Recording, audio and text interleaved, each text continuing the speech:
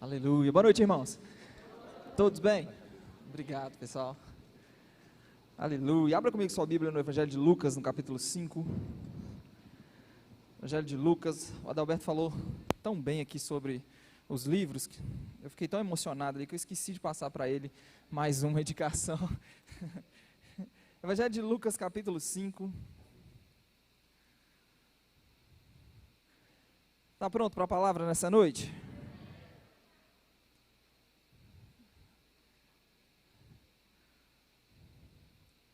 Vamos ler a partir do verso 33.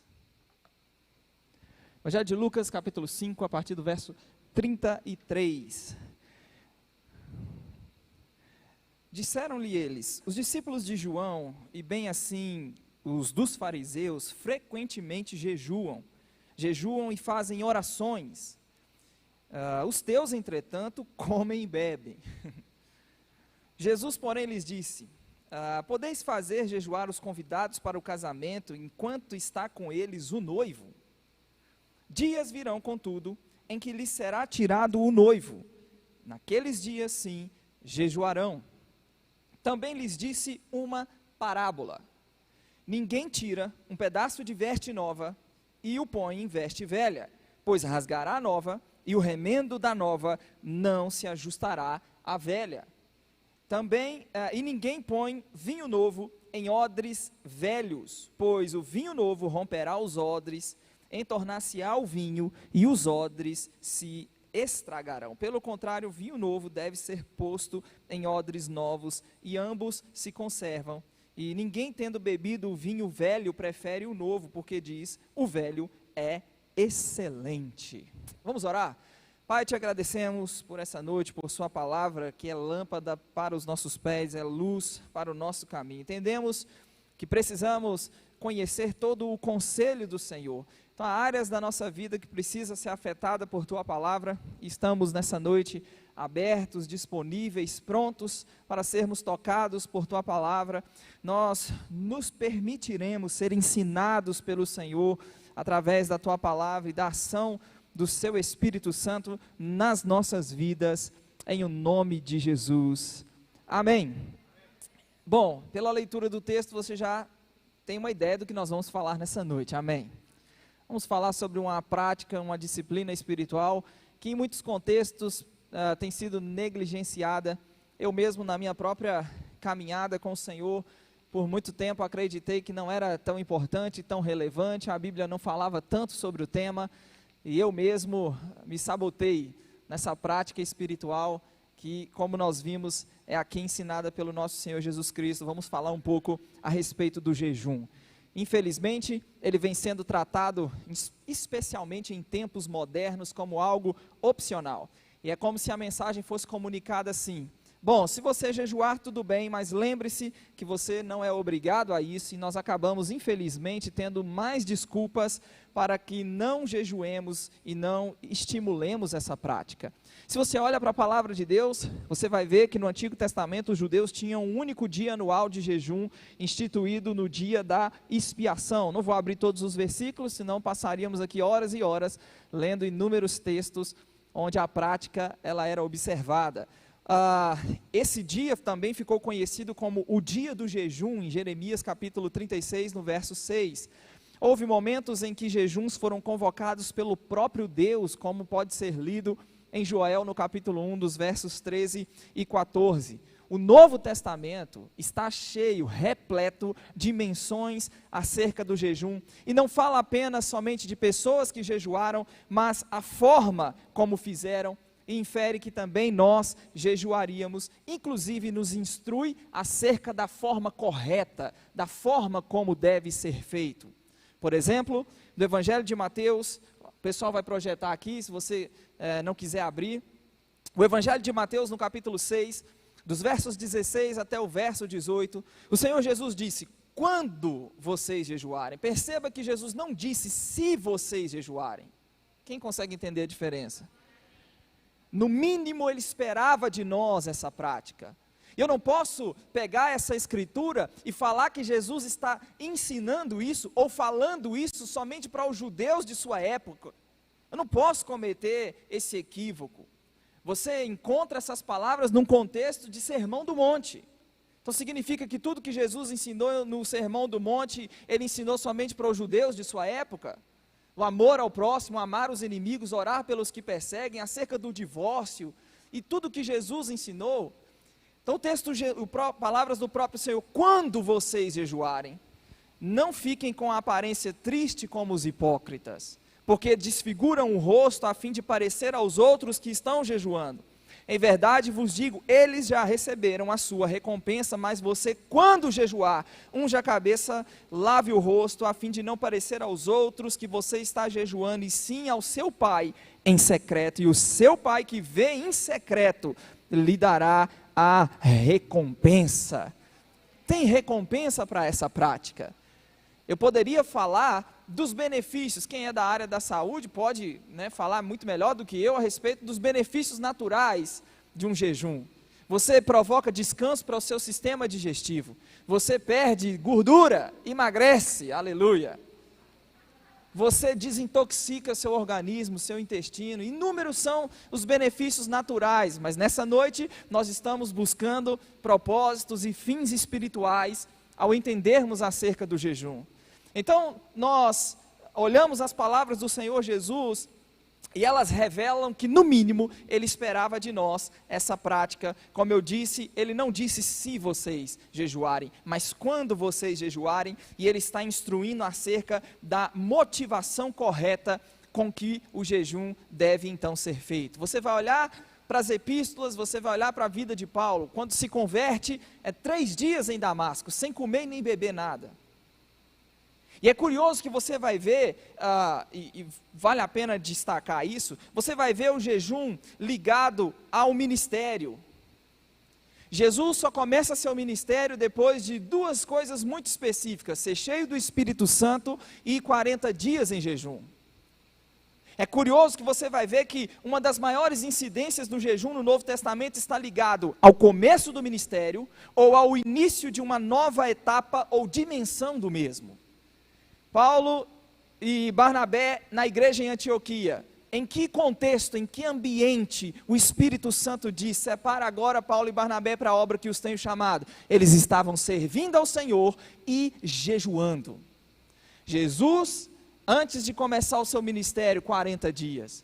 Paulo, depois que se converte, 3 dias em Damasco, jejum total, sem comer nem beber nada. Quando, em uma nova dimensão do ministério, o contexto onde o Espírito Santo fala, é no contexto onde ministravam ao Senhor e jejuavam. A prática depois, ela vai continuar a ser observada no estabelecimento de presbíteros nas igrejas, onde Paulo havia passado e então estabelecido igrejas, e as lideranças que seriam então levantadas, era levantado com imposição de mãos e jejum. Então eu não posso acreditar, pensar que isso não é importante na caminhada, isso não é relevante na caminhada. Daqui a pouco eu vou voltar para o texto de Lucas no capítulo 5 e nós vamos mexer com ele, tá bom? Primeiro vamos dar uma volta e entender algumas coisas. Pergunta para a pessoa que está ao seu lado, fala com ela: o que é o jejum? O jejum é, em essência, a abstinência intencional de alimentos visando propósitos, fins espirituais. Pode incluir períodos menores, períodos maiores, ingestão de água, jejum total, onde não se faz a ingestão de água.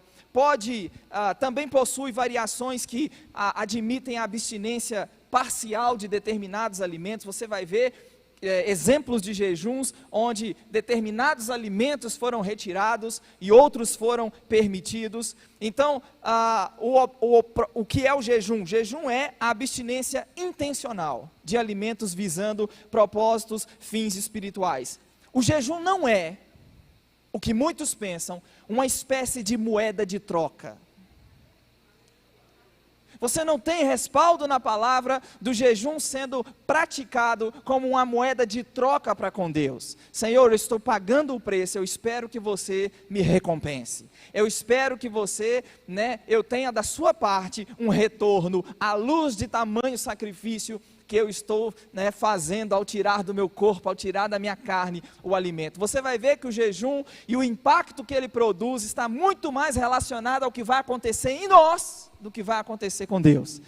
Nós vamos ver já já que Deus continua o mesmo, antes, durante e depois do jejum. Ele não muda em nada. Se eu jejuar, se você jejuar, se eu não jejuar, se você não jejuar, Deus não muda em nada. Mas Ele tem um poder transformador nas nossas próprias vidas. Quais são os propósitos do jejum? Buscar a Deus.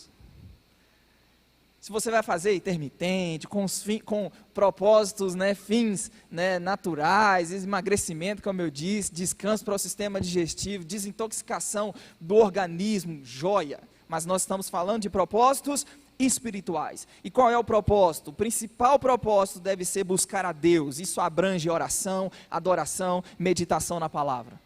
Daniel capítulo 9, verso 3 diz: voltei o rosto ao Senhor Deus para o buscar com orações, com súplicas e com jejuns.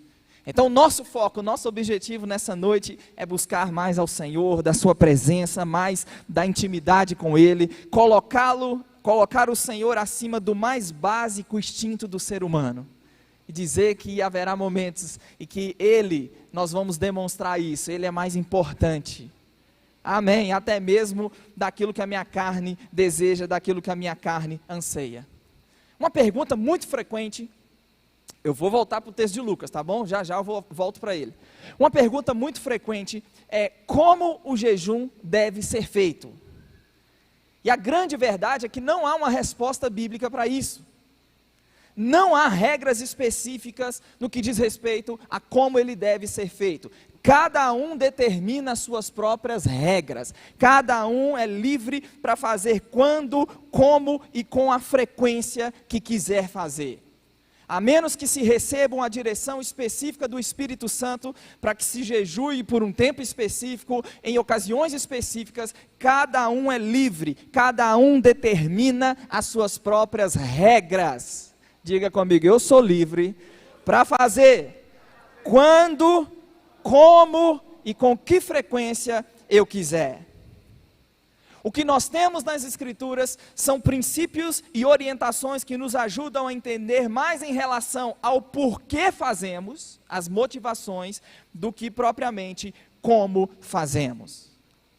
Uma outra pergunta muito frequente é: quais são os tipos de jejuns? Você tem basicamente 3 tipos na Escritura. Total, isso, quando eu falo jejum total, isso é a abstinência até mesmo de água, você não ingerir água. Você tem exemplos disso. Eu citei Paulo agora em Damasco quando se converte.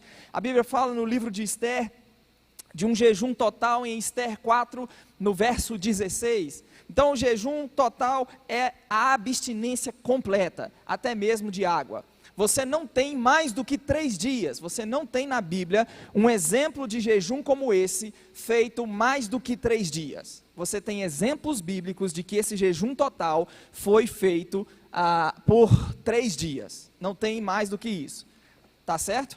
Você tem o jejum normal, e isso envolve a abstinência de todo tipo de alimento sem a ingestão de água, e você tem exemplos de jejuns parciais.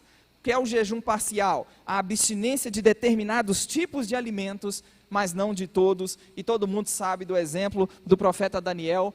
Daniel capítulo 10, no verso 3, versos 2 e 3, o texto diz: naqueles dias eu, Daniel, fiquei de luto por 3 semanas, não comi nada que fosse saboroso, não provei carne nem vinho, e não me ungi com óleo algum, até que se passaram as 3 semanas. Então, 3 tipos de jejum você encontra exemplos na palavra. Amém, gente? Quanto tempo deve durar o jejum? Fala comigo, não tem regra. Você fica mais, Não é bom, irmão, ser livre? Não tem regra. Se alguém disser para você, tem que ser 3 dias, tem que ser 1, tem que ser 7, 21, 40. Você tem exemplos bíblicos. Amém? Você tem exemplos bíblicos de jejuns com duração de 1 dia, 3 dias, 7, 14, 21, 40 dias. É lógico que se alguém não tem a prática recorrente do jejum, você não vai conseguir fazer um jejum de 7 dias. Você não vai conseguir fazer um jejum de 14, você não vai conseguir fazer um jejum de 21, quanto mais 40. E é aconselhável em jejuns prolongados, é aconselhável que se faça sob orientação médica. Não vá se aventurar não. Amém? Comece com um dia de boa, tranquilo, 24 horas, sossegado. Quero um pouco mais, 3 dias. Você tem exemplos, 3, como eu disse, 7, 14, 21. Mas se por um acaso precisou interromper algo que fugiu do seu controle, precisou interromper o jejum, pelo amor de Deus, não fica condenado não. Amém, gente? Como eu disse, não há regras rígidas, não há regras na palavra no que diz respeito a isso. Então, o jejum, quanto tempo deve durar? Cada um determina suas regras, cada um é livre para escolher quanto e como jejua. Tá certo? Dito tudo isso, vamos falar do que de principal eu quero compartilhar com você nessa noite, do efeito que o jejum tem sobre nós. Kenneth Hagin disse nesse livro, que eu esqueci de dar ao Adalberto, pastor Adalberto, Guia para um jejum equilibrado, está lá na nossa livraria, depois tenho certeza que você vai sair daqui inspirado, desejoso a ler mais sobre o tema. Irmão Kenneth Hagin disse, jejuar não muda o Senhor, pois Ele é o mesmo antes, durante e depois do jejum, mas transformará e ajudará a você a se manter mais suscetível ao Espírito Santo. Deixa eu tentar te explicar um pouco mais sobre isso. Quantos sabem que toda a nossa relação com Deus, ela é baseada na dimensão espiritual? Deus é Espírito, seus adoradores o adoram em Espírito e em verdade. Aquele que se une ao Senhor, se tornou um só Espírito com Ele, 1 Coríntios 6, verso 17. Então, nossa união com o Senhor, nossa adoração ao Senhor, a palavra, ela é Espírito e vida. Então, todo o relacionamento com Deus se dá na dimensão espiritual. Em Evangelho de Mateus, capítulo 26, queria que o pessoal colocasse para mim, por favor, verso 41, eu estou lendo na revista atualizada. Evangelho de Mateus, capítulo 26, no verso 41, o texto diz, vigiem e orem, para que não caiam em tentação. O espírito, na verdade, está pronto, mas a carne, ela é fraca. Bom, muita gente usa essa expressão, a carne é fraca, como desculpa para pecar. Não é assim? Falhou, caiu, não, é porque a carne é fraca, você sabe como é. Mas já parou para considerar o contexto em que essas palavras foram ditas? Jesus é preso, está no Getsemane, leva seus discípulos, pede aos seus discípulos que vigiem, que orem juntamente com ele, quando volta, encontra os discípulos dormindo. Então, nesse contexto, Jesus diz, vigiem e orem para que não caiam em tentação. O espírito, na verdade, está pronto, mas a carne é fraca. O espírito está pronto para quê? Para orar, para buscar a Deus. A carne é fraca para quê? A carne é fraca para buscar a Deus. Para pecar, a carne é forte, gente. É por isso que a Bíblia diz que a gente tem que mortificar ela, fazer morrer os feitos do corpo, crucificar a carne. Para pecar ela é forte, mas para buscar a Deus ela é fraca.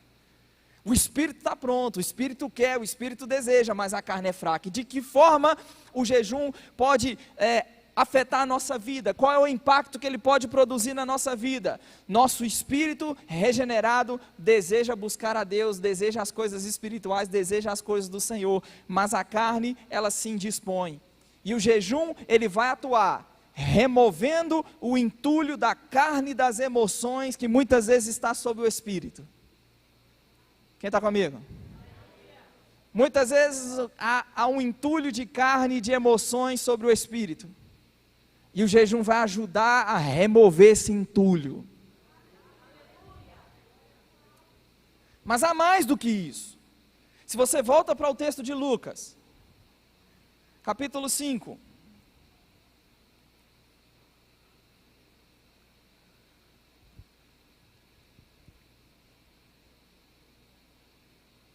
Você sabia que o jejum ele vai promover transformação e impacto na nossa vida? Vamos aprofundar um pouco mais esse entendimento a partir do texto de Lucas. Vamos ler de novo. 33. Os discípulos de João, bem assim os fariseus, frequentemente jejuam e fazem orações. Entretanto, os seus comem e bebem. Que negócio é esse, Jesus? Esses seus discípulos não estão jejuando. Jesus diz, podeis fazer jejuar os convidados para o casamento enquanto está com eles o noivo? Irmãos, se você mergulha lá na cultura, no mundo judaico, era sagrado o casamento. Os fariseus, eles paravam seus estudos para observar, saudar, respeitar a procissão do casamento quando ela passava. Não se podia jejuar, era festa que chegava a durar até 7 dias, e não podia jejuar em uma festividade de casamento, de tão sagrado que era no mundo antigo. Então Jesus diz, nesse contexto, nesse momento, não é apropriado jejuar. Contudo, o verso 35 diz, dias virão em que lhe será tirado o noivo, e nesses dias sim, jejuarão. Eu particularmente não penso que dias virão em que será tirado o noivo, se refere somente ao tempo em que Jesus esteve morto e sepultado. O noivo vai ser tirado, está falando da ausência do Senhor hoje, até a sua segunda vinda, ele prometeu que vai voltar. Dias, contudo, virão em que o noivo será tirado, e nesses dias jejuarão. Então, até quando está de pé o jejum? Até a volta do Senhor. Agora ele vai contar uma parábola. Também lhes disse uma parábola. Quem está comigo aí? Então, logo depois de garantir que seus discípulos jejuariam, Jesus propõe então e conta uma parábola. Obviamente que a parábola contada é uma extensão e ampliação da conversa acerca do jejum. Você não pode tirar a parábola do contexto. Ele está falando de jejum, ele está falando de que naquele momento, enquanto Jesus estava com eles, não era apropriado jejuar, mas viriam dias em que o noivo seria tirado, e nesses dias eles jejuarão. Também lhes propôs uma parábola. Então a parábola contada está intimamente ligada ao jejum. E então ele conta a parábola. Ninguém tira um pedaço de veste nova e põe em veste velha, pois rasgará a nova, e o remendo da nova não se ajustará à velha. Ninguém põe vinho novo em odres velhos, pois o vinho novo romperá os odres, entornar-se-á o vinho, e os odres se estragarão. Se põe então vinho novo em odres novos. Pensa no contexto onde essas palavras elas foram ditas. Roupa hoje, para alguns, é um artigo quase que descartável. Se você não liga para a marca, se a pessoa não liga para a grife, você pode ter várias e várias roupas, várias e várias camisas, calças, sapatos, as irmãs vestidos, isso, aquilo, outro. É assim ou não é, pessoal? Obviamente, nós precisamos entender e dar um mergulho lá no contexto dessas palavras. Esse não era o contexto quando essas palavras foram ditas. Acesso à roupa era algo muito escasso. Você vai ter relatos do mundo antigo, onde as pessoas ao viajar, elas se banhavam em rios com a própria roupa do corpo, seguiam viagem, enquanto seguiam viagem a roupa secava. Então, em um contexto onde o acesso a uma roupa nova é muito restrito, o bom senso diz o quê? Quando alguém te oferecer uma roupa nova, descarta a velha e abraça a nova que está sendo oferecida. O que não pode ser feito é cometer a insensatez de dizer, não, eu não quero a roupa nova, me dá somente um pedaço da nova para que eu tente ajustar a velha. Ele não está falando de impossibilidade, ninguém tira um pedaço de veste nova e põe em veste velha. Ele não está falando de impossibilidade, ele está falando de bom senso. Então, quem está comigo? Quando se tem acesso, em um contexto onde o acesso a uma nova roupa é restrito, quando então se tem acesso a uma nova roupa, o bom senso diz, descarta a velha e agarra a nova. A insensatez é, não, eu não quero a nova, eu quero somente um pedaço da nova para tentar ajustar a velha. Jesus disse, vai, verso 36, rasgará a nova e o remendo da nova não se ajustará à velha. Quando Jesus diz, ninguém põe veste nova Ninguém pega, né, um pedaço de veste nova e põe em veste velha. Ele está se referindo à nova condição que vai ser oferecida à humanidade, por meio dele, por meio do seu evangelho, da sua morte, sepultamento e ressurreição. Ele está falando de uma nova aliança, ele está falando de uma nova vida.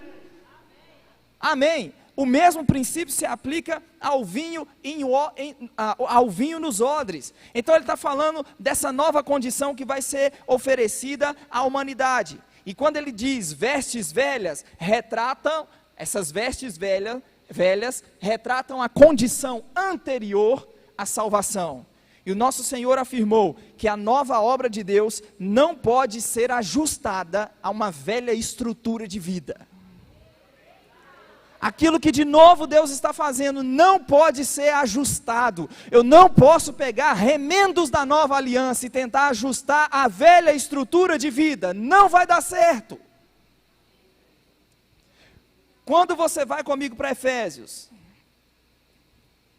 capítulo 4, e o verso 22.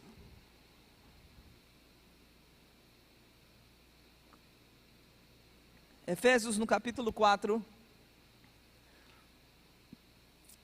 e o verso 22. Acharam? No sentido de que quanto ao trato passado, ou seja, a velha forma, a antiga maneira de se viver, Paulo diz, vos despojeis do velho homem. Pode repetir comigo? Despojar. A palavra grega aqui para despojar é literalmente tirar a roupa, tirar as vestes, tirar a vestimenta do velho homem. Ele está falando de deixar para trás todo o comportamento característico da velha vida, do velho homem. Então ele diz, no sentido de que quanto ao trato passado, vos despojeis do velho homem que se corrompe segundo as concupiscências do engano, vos renoveis no espírito do vosso entendimento, e vos revistais do novo homem, criado segundo Deus, em justiça e retidão, procedentes da verdade. Se despojar do velho homem, se revestir do novo homem. Quando ele fala, verso 24, e vos revistais do novo homem, essa palavra revistais é literalmente entrar numa roupa. Agora o que Paulo está dizendo? Você tem que tirar a roupa do velho homem, e se vestir com a roupa do novo homem. O que não pode acontecer é crente na nova aliança viver de remendo. Como assim viver de remendo? Eu não quero tirar a roupa do velho homem, eu quero somente as partes da nova roupa que mais me agrada, e eu tento ajustá-las a uma velha estrutura de vida. Paulo diz, não é essa a proposta divina. A proposta divina é que se despoje completamente do velho homem e que se revista e que se entre na roupa do velho homem, do novo homem. Diga comigo, Paulo está falando de comportamento, de mudança de comportamento. Mais uma vez, no sentido de que quanto ao trato passado, não é assim que está aí na sua Bíblia, não é assim que está no texto? Trato passado. Essa palavra trato, essa palavra usada por Paulo no texto grego, significa modo de vida, conduta, comportamento, postura. Então ele diz, quanto ao trato, quanto ao modo de vida, ao comportamento, à postura, vocês devem se despojar do velho homem. Então do que ele está falando? Tirar as vestes velhas do velho homem, se revestir do novo homem, em sua essência, é mudança de comportamento. Estou sendo claro, gente? É só você continuar lendo o texto que você vai ver isso na prática. Ele diz o 25, por isso, deixando a mentira, fale cada um a verdade com o seu próximo, porque somos membros uns dos outros. Então, peraí, a capa do velho homem da mentira tem que ser tirada completamente, e agora precisamos nos vestir com a roupa da verdade. O que não pode é crente tentar cultivar, tentar manter, preservar a mentira. Eu só gosto da justiça no Novo Testamento, na nova aliança, olha que bênção, aleluia. Não, Paulo diz, não dá para viver de remendo, é tirar uma roupa e entrar na outra.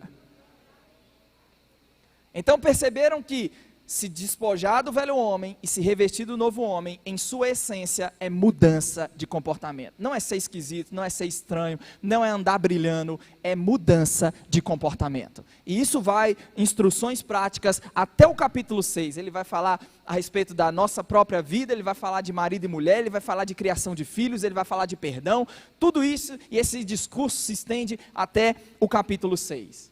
Capítulo 3 de Colossenses, no verso 3, capítulo 3 de Colossenses, verso 5. Colossenses 3, verso 5. Olha o que tem de comum em todos esses textos. Colossenses 3, verso 5. O apóstolo Paulo diz, acharam? O pessoal está ajudando aqui. Fazei, pois, morrer a vossa natureza terrena, prostituição, impureza, paixão lasciva, desejo maligno e a avareza, que é a idolatria. Fazei morrer. Disso, irmãos, mudança de comportamento está relacionado à mortificação da carne. Façam morrer a natureza terrena. A mensagem é a mesma aos Efésios e aqui aos Colossenses. Por estas coisas, verso 6, vem a ira de Deus sobre os filhos da desobediência. Ora, nestas mesmas coisas andastes vós também noutro tempo. Fala comigo, eu mudei de vida. Nestas coisas andastes noutro tempo, quando vivieis nelas. Agora, porém, olha aí o que está escrito de novo, despojai-vos igualmente de tudo isto, ira, indignação, maldade, maledicência, linguagem obscena no vosso falar, não mintais uns aos outros, uma vez que vos despistes do velho homem com seus efeitos, e vos revistais do novo homem, que se refaz para o pleno conhecimento, segundo a imagem daquele que o criou. Então percebe, vamos unir essas escrituras aos Colossenses. Agora despojai-vos, vos revestistes do novo homem. Como isso acontece na prática? Mortificação da carne. Façam morrer a vossa natureza terrena. Então pera lá, se eu era um mentiroso e agora em Cristo a mentira tenta ganhar controle sobre mim, mentira, você vai chegar no seu lugar de mortificação. Eu não vou falar mentira, eu vou falar a verdade. Eu vou me revestir do novo homem. Romanos 12, só mais esse texto e nós vamos caminhar para encerrar. E vamos tentar fechar mostrando de que forma o jejum se relaciona com tudo isso. Romanos capítulo 12, você conhece bem, verso 1. Portanto, meus irmãos, pelas misericórdias de Deus, peço que ofereçam o corpo de vocês como um sacrifício vivo, santo e agradável a Deus. Este é o vosso culto racional. É um paradoxo essa declaração, né? Irmão, já li isso 200 vezes e nunca parei para pensar no paradoxo dessa declaração. Sacrifício vivo. Sacrificar é matar. Como pode então ser um sacrifício vivo? Obviamente ele não está falando literalmente, né, de matar o corpo. Ele está falando de fazer morrer a carnalidade. E ele diz, esse é o culto racional de vocês. Mortificar a carne é um culto que oferecemos a Deus. É um culto que damos a Deus. Sacrifício vivo, santo e agradável. Como então o jejum está relacionado a essa troca de vestes, a esses odres? A mudança de estrutura necessária, que é em essência, como eu acabei de dizer, mudança de comportamento, requer de nós domínio próprio. Diga comigo só para gravar, mudança requer domínio próprio. O que o jejum é? O jejum é um exercício de domínio próprio. A prática do jejum é um exercício de domínio próprio. O jejum é um ato de disciplina, que como exercício próprio é também um exercício de mortificação da carne. Na prática, quando eu digo não a um apetite, no qual depende a minha própria sobrevivência, certamente eu estou entrando no caminho do domínio próprio de outras inclinações. Se eu consigo dominar a minha carne no que diz respeito àquilo que depende da minha sobrevivência, certamente eu estarei pronto para entrar numa dimensão, num lugar de mortificação, de domínio próprio, de crucificação da carne em outras áreas. Se você vai para Gálatas, eu disse que era o último Romanos, mas só Gálatas, por favor. A irmã Cíntia está me assistindo lá, pastor Anderson? Então ela, se eu demorar muito, ela vai puxar minha orelha. Então vamos lá, Gálatas rapidinho.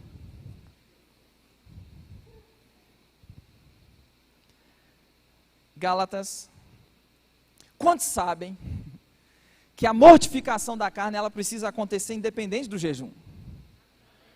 Amém, crente? Nós precisamos ter muito forte essa mensagem. Não é saber os versículos, gente. Irmão, quanto mais a gente é crente, quanto mais a gente caminha, mais a gente percebe que não é o tanto que a gente sabe, não é o tanto de versículo decorado que a gente tem, é o quanto estamos praticando, vivendo, nos empenhando em colocar essa palavra em prática na nossa vida. Pode dar um show de Bíblia espetacular, aleluia, fazer até fogo do céu descer. O quanto está vivendo. O quanto a vida prega, o quanto a vida fala, o quanto de comportamento nosso está alinhado à Escritura. Não é muito triste você ver gente que chega para você em um belo dia e fala assim: essa palavra liberta, essa palavra transforma, e está afundado no pecado. O discurso é lindo, o discurso é maravilhoso, mas não, irmãos, nós seremos intensos na prática. E olha que eu sou um defensor de saber onde está escrito, de saber a referência, de saber se está de qual, eu sou um defensor disso, mas pode talvez não saber onde está escrito, pode não saber a referência, mas se está vivendo, está agradando a Deus, porque é um operoso praticante, não é um ouvinte negligente. Seremos operosos praticantes da palavra, operosos praticantes da palavra. Eu não sei pregar, mas olha para a minha vida, que a minha vida está pregando. Eu não sei abrir os versículos, eu não sei exegese, eu não sei hermenêutica, eu não sei introdução, desenvolvimento, conclusão, aplicação prática, mas minha vida fala tudo isso, minha vida prega tudo isso. Gálatas, Paulo diz, as obras da carne, verso 19, são conhecidas e são prostituição, impureza, lascívia. Eu estava dizendo, antes de ler, que independente do jejum, a transformação ela precisa acontecer, a mortificação da carne precisa acontecer, amém? Agora, associado, unido, atrelado ao jejum, os resultados serão muito maiores. A transformação será espetacular. Então Paulo diz, as obras da carne são conhecidas e são prostituição, impureza, lascívia, idolatria, feitiçarias, inimizades, porfias, ciúmes, iras, discórdias, dissensões, facções, invejas, bebedices, glutonarias, coisas semelhantes a essas, a respeito das quais vos declaro, como já outrora vos preveni, que não herdarão o reino de Deus quem tais coisas praticam. Mas o fruto do Espírito é amor, alegria, paz, longanimidade, benignidade, bondade, fidelidade, mansidão, domínio próprio. Contra estas coisas não há lei alguma. 24, os que são de Cristo crucificaram a carne com as suas paixões e com as suas concupiscências ou desejos. Então vamos lá para a gente encerrar. Jejum não muda Deus. Ele continua o mesmo, antes, durante e depois do jejum. Mas o jejum vai fazer com que eu seja menos idólatra. O jejum vai fazer com que eu seja menos um camarada ou uma irmã de inimizade. Eu vou ser alguém com menos ciúmes, com menos ira, discórdia, dissensão, facção. O jejum vai me ajudar a deixar de ser invejoso.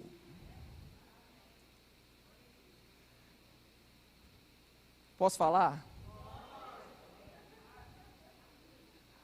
Ficar olhando para a irmã com despeito, só porque a irmã se cuida, tem uma aparência bonita e olha com despeito.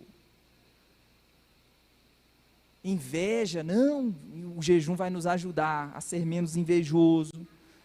O jejum vai nos ajudar a não entrar e promover facção. O jejum vai nos ajudar na bebedice. O jejum vai ajudar a ser menos glutão.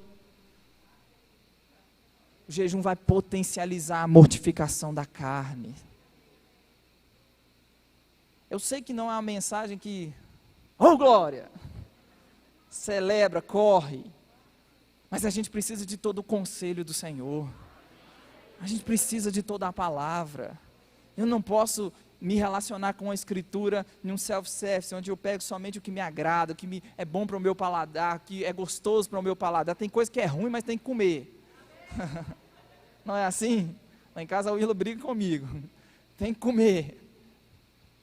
Nós precisamos, irmãos, precisamos de todo e olhar para uma macrovisão bíblica e deixar as nossas vidas serem transformadas. Eu não vou falar de outra denominação, vou falar da minha denominação. Quanto tempo o jejum tem ficado esquecido no nosso meio? Não se fala sobre essa importante disciplina espiritual. Não se fala, não se prega. E eu entendo que muitas vezes, quando ele foi pregado em uma espécie de moeda de troca, de pagar preço, né? Não é aquilo? Não. E aí a revelação vai chegando, tem homens de Deus que nos ajudam a entender e esclarecer as ideias no que diz respeito. Muito grato ao pastor Luciano Subirá, que compartilhou comigo em janeiro um livro precioso sobre o tema, sobre o assunto, e a sua visão se amplia, a visão, ela, né? E nós vamos praticar. Jesus diz, o noivo vai ser tirado, e nesses dias jejuarão. E nós não vamos negligenciar essa importante disciplina espiritual na nossa caminhada. Você pode ficar em pé comigo? Tiago, como que eu faço? Comece.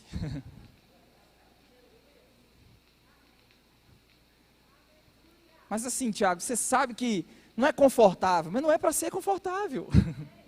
Nós estamos falando de domínio próprio. Nós estamos falando de disciplina. Nem sempre é agradável, nem sempre é confortável. Tá certo, gente? Eu lembro ainda no olho do furacão da pandemia, foi convocado pelo nosso ministério um jejum, oração pelo nosso país. E aí era parte, né, do dia ali, da manhã. Irmão, aquilo para mim foi terrível. Parecia que tinha um buraco no meu estômago. Tem uma explicação científica para isso, mas eu não vou saber dizer, então não vou me aventurar. Aí eu comecei a me disciplinar a fazer nos dias que fosse pregar. Então, nos dias em que fosse pregar, eu ia de jejum. As ideias, a clareza nas ideias. Tem como explicar isso cientificamente, mas não vou me arriscar não, tá bom, Ana? Depois você ensina sobre isso. A clareza nas ideias. Hoje eu tenho, e eu falo isso para te inspirar mesmo. Hoje eu tenho tentado a prática de pelo menos uma vez na semana, 24 horas. Uma vez na semana, 24 horas. Estou planejando aí 2, 3 dias. Porque se você tira, e se eu consigo tirar da minha carne, algo que depende da minha sobrevivência, eu estou entrando num lugar onde não vai ser tão difícil assim a mortificação de outras coisas. Vamos orar? Feche seus olhos. Pai, obrigado por sua palavra, que nos ensina, nos instrui. Obrigado porque não só ouvintes, seremos praticantes da tua palavra. Nos ajude, Senhor. Nos ajude a entrar nesse lugar mesmo de consagração ainda maior ao Senhor. Precisamos estar sensíveis àquilo que está diante de nós. Ao crescimento, à explosão de crescimento. Nós não vamos errar, nós não queremos errar, nós queremos seguir ao Senhor na velocidade, no tempo, no ritmo. Nós queremos seguir a sua maneira, o seu jeito de nos conduzir. E uma das formas é nos mantendo ainda mais sensíveis ao Senhor. Uma das formas de não errarmos, de não perdermos a sua direção, de não perdermos o caminho que o Senhor quer que percorramos, é estando sensíveis ao Senhor. E o jejum é essa ferramenta poderosa.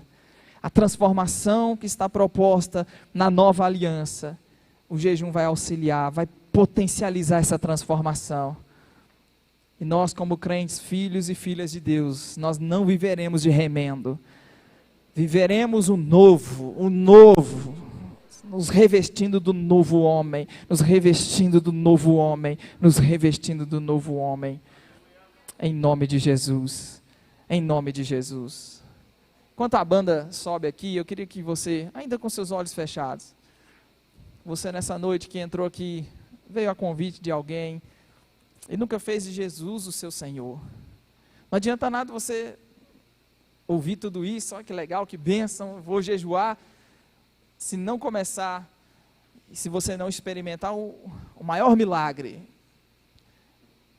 que é o novo nascimento, que é só depois dele que toda a transformação proposta vai ser possível, a mudança de natureza, onde ao reconhecer Jesus como Senhor, ao reconhecer Jesus como Cristo, como seu Senhor, você vai nascer de novo. Nicodemos disse, como pode um homem nascer sendo velho? Que conversa é essa de nascer de novo? Não, que nasce da carne é carne, mas que nasce do Espírito é uma obra do Espírito. Esse novo nascimento é uma obra do Espírito Santo. Eu queria orar por você nessa noite, que nunca fez de Jesus o seu Senhor. Você diz, eu quero reconhecer Cristo como meu Senhor. Faz um sinal com sua mão, nós vamos orar juntos. Todos salvos? Se você tem algum sintoma no seu corpo, se você tem algum mal no seu corpo, coloque aí as mãos agora, vamos orar. Você não precisa vir à frente. Curas foram manifestas na palavra somente por uma palavra enviada. Então se você tem algum mal nessa noite, no seu corpo, alguma dor, em nome de Jesus Cristo, o poder da ressurreição operando em você, o poder da ressurreição operando, essa dor de cabeça, enxaqueca, curada nessa noite, em nome de Jesus Cristo. Seja lá qual for o mal, a palavra diz que o Senhor enviou a sua palavra e nos curou, e nos livrou do que era mortal. A palavra Cristo já foi enviada, e ela nos curou, porque Ele tomou sobre Ele a dor, a enfermidade. Esse mal, essa dor, essa enfermidade estava sobre Cristo naquela cruz. E pelas pisaduras dele você é sarado, você é sarada nessa noite, em nome de Jesus, em nome de Jesus. Fala para alguém que está perto de você, sua semana vai ser extraordinária. Você crê nisso? Não vai ser segunda-feira brava, vai ser segunda-feira santa, de milagre, de poder, de propósitos de Deus sendo cumprido na sua vida, de palavras de Deus sendo cumpridas na sua vida, de boas notícias chegando, de presentes chegando, de respostas chegando. Que essa palavra encontre uma terra fértil no seu coração, frutificando a 30, 60 e a 100 por um. Sejam abençoados na prática da palavra. Vamos terminar com música. Passa lá na nossa livraria, procure os livros. Você que ainda não é da nossa igreja, deseja, fazer parte da nossa membresia, o pessoal do discipulado está lá atrás, então tem muita coisa lá. Rema, as nossas matrículas estão abertas, então vem para essa escola bíblica que vai mudar e transformar a sua vida. E quinta-feira estaremos de volta às 20 horas, em nome de Jesus. Sejam abençoados na prática da palavra.